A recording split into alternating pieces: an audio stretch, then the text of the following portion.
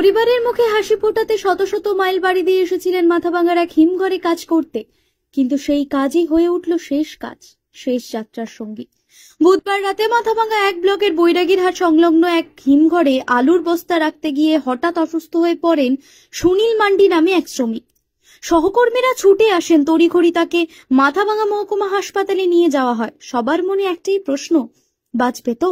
কিন্তু নিয়তি ছিল নিষ্ঠুর। বৃহস্পতিবার সকালে হাসপাতালেই থেমে যায় সুনীলের প্রাণ। হুগলির জাঙ্গিপাড়া থেকে 5 দিন আগে এসেছিলেন রুজির টানে। পরিবারের মুখে দুমুঠো খাবার তুলে দিতে মরিয়া ছিলেন। কে জানতো সেই পথ শেষ হবে এভাবে? সহকর্মীরা ভারাক্রান্ত মনে তার নিথর দেহ কফিনবন্দি করে নিয়ে যায় বাড়ির পথে। পুলিশ অস্বাভাবিক মৃত্যুর মামলা রুজু করেছে, কিন্তু তার চেয়েও বড় প্রশ্ন, এই কঠিন পরিশ্রম, এই জীবনের লড়াই, সবটাকে সত্যি মূল্য পায়? সুনীলের মতো কত শ্রমিকে তো প্রতিদিন অক্লান্ত পরিশ্রম করে যান, তবুও জীবন তাদের জন্য এতটা নির্মম কেন? হিমঘরে কাজে আলু লুট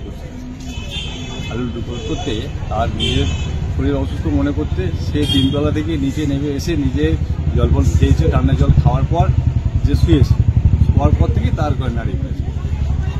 তারপর আপনার থেকে যখন আমাদের সবাই যখন ডাকলো, আমরা ছুটে গেলাম, দেখে তাকে হসপিটালে নিয়েছি।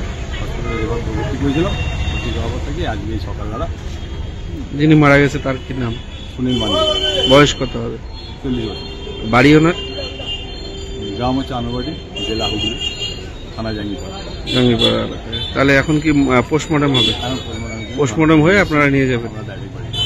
তো আপনারা একসঙ্গেই কাজ করতেন? একসঙ্গে কাজ। কি নাম আপনার? অমর।